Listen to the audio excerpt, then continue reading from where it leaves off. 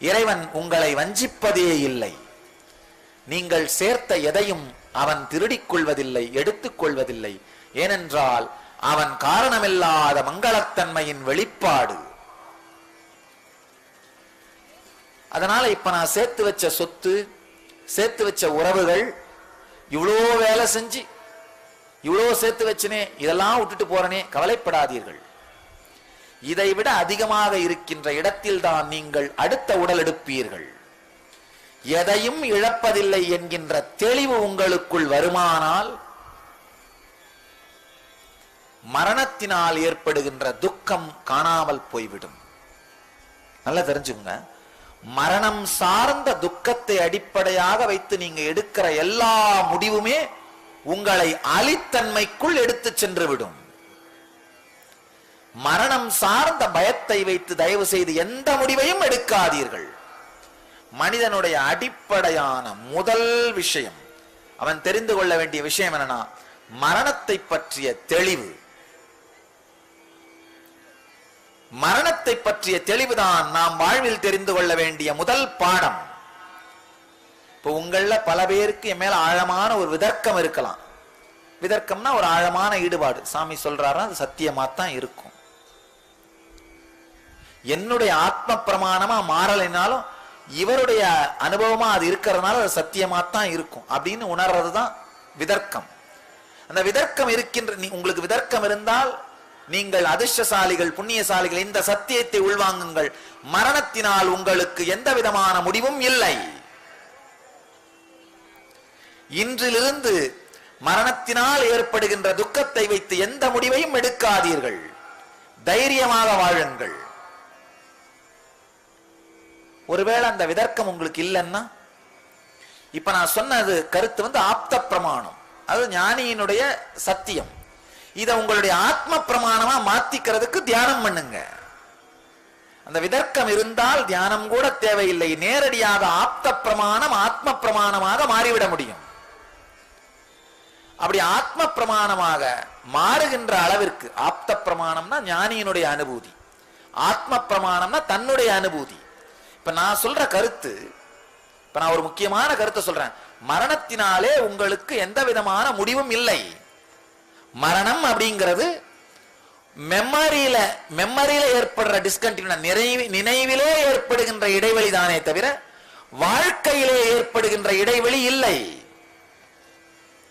நினைவில் ஏற்படுகிற டிஸ்கண்டினியூட்டி, அவ்வளவுதான். இந்த சத்தியத்தை உடனே உள்வாங்கி உங்களால ஆத்ம பிரமாணமா மாத்திக்க முடிஞ்சா இப்போதே உங்கள் வாழ்க்கை ஆனந்தமயமாக துவங்கும். ஆஹா, இதுக்காடா இவ்வளவு கஷ்டப்பட்டுட்டு இருந்தேன், இதுக்காடா என்னென்னவோ துக்கத்தை வச்சிருந்தேன். ஒண்ணுமே வேணாம். உங்க வாழ்க்கைய சொத்துக்களை சேர்க்கும் பொழுதே, உறவுகளை சேர்க்கும் பொழுதே அதெல்லாம் அனுபவிக்கின்ற அந்த இனிமைத்தன்மையை மனதிற்குள்ளே, உணர்விற்குள்ளே சேர்த்துக்கோங்க. அந்த உறவுகளை இனிமையா அனுபவிக்கிற அன்பு, நட்புத்தன்மை, பொருட்களை எல்லாம் அனுபவிக்கின்ற ஆனந்தத்தன்மை, சுகத்தன்மை, இதை உங்களுக்குள்ள சேர்த்துட்டே இருந்தீங்கன்னா போதும். ஏன்னா இறந்த பிறகு இதை எடுத்துட்டு போவீங்க. அப்படியே எவ்வளவு சுகத்தன்மையும் நட்புத்தன்மையும் நீங்க சேர்த்து எடுத்துட்டு போறீங்களோ அந்த மாதிரியான சூழ்நிலையில பிறந்து, அந்த மாதிரியான உறவுகள் மத்தியில வளர்ந்து, அந்த மாதிரியான சுகங்களை அனுபவிப்பீர்கள். அதனால பேப்பர் ஒர்க் பண்ணும் போதே சாஃப்ட் காப்பியை சேர்த்து வச்சிருங்க. பேப்பர் ஒர்க்கை கையில எடுத்துட்டு போகாம இங்கேயே விட்டுட்டு போனாலும் சாஃப்ட் காப்பி உங்க கையில வரும். சாஃப்ட் காப்பியை கையில எடுத்துட்டு போனா எங்க போனாலும் டவுன்லோட் பண்ணி ஓபன் பண்ணி பிரிண்ட் அவுட் எடுத்துக்கலாம். கையில நீங்க சாஃப்ட் காப்பியை எடுத்துட்டு போறதுதான் கர்மம், மென்டல் செட்டப். எல்லா இடத்துலயும் சில நேரத்துல பேப்பரை தூக்கிட்டு போக முடியாம இருக்கலாம். ஏன்னா லாரி லாரியா பேப்பர் சேர்த்து வச்சிருக்கீங்க. லாரி லாரியா இருக்கிற குப்பையை எடுத்துட்டு போகாம மொத்தத்தையும் ஒரு சீடியில சாஃப்ட் காப்பியா கையில எடுத்துட்டு போங்க. கையில எடுத்துட்டு போவீங்க. அதனால எதுவுமே இழக்கப்படுவதில்லை. இது உங்களுக்கு இந்த வினாடி ஆத்ம பிரமாணமாக மாறுமானால் அனுபவிக்க துவங்குங்கள், வாழ துவங்குங்கள், கொண்டாட துவங்குங்கள். அப்படி மாறுற அளவுக்கு எங்கூட உங்களுக்கு விதர்க்கம் இல்லைன்னா கவலைப்படாதீர்கள், தியானத்திற்குள் முழுகுங்கள். இந்த கருத்தை மீண்டும் மீண்டும் மீண்டும் ஆழ்ந்து மனனம் செய்யுங்கள், தியானம் செய்யுங்கள். இது உங்களுக்குள் ஆத்ம பிரமாணமாக மலர்ந்துவிடும், ஆத்ம பிரமாணமாக வெளிப்பட்டு விடும். ஆப்த பிரமாணம் ஆத்ம பிரமாணமாக மாறுவதற்கான செயல்கள்தான் தியானம். இப்ப நான் சொல்ற சத்தியம், இந்த ஒரு சத்தியத்தோடு இன்று முடித்துக் கொள்ளுகிறேன். ஏன்னா ரொம்ப ஆழமான சத்தியம். மரணத்தினால் உங்களுடைய உள்ளுலகத்திலே நீங்கள் அடைகின்ற ஆனந்தங்களிலும் சுகங்களிலும், வெளி உலகிலே நீங்கள் அடைகின்ற ஆனந்தங்களிலும் சுகங்களிலும் எந்த விதமான அழிவும் ஏற்படுவதில்லை. உங்களுடைய நினைவில், மெமரியில மட்டும்தான் இடைவெளி ஏற்படுதே தவிர வாழ்க்கையில் எந்த இடைவெளியும் ஏற்படுவதில்லை. அதனால் மரணத்தினால் ஏற்படும் பயங்களை வாழ்க்கையிலிருந்து தூக்கி எறியுங்கள். மரணத்தினால் ஏற்படும் பயங்களை வைத்து வாழ்க்கையில் எந்த முடிவையும் எடுக்காதீர்கள்.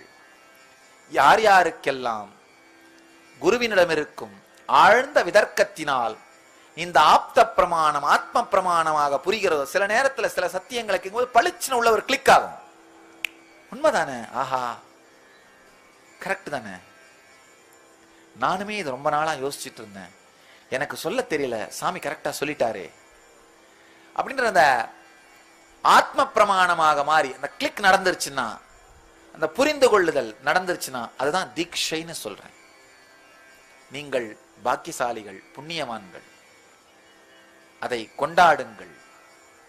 இதற்கு மேல் மரணத்தை சார்ந்த பயத்தை வைத்து எந்த முடிவையும் எடுக்காதீர்கள்.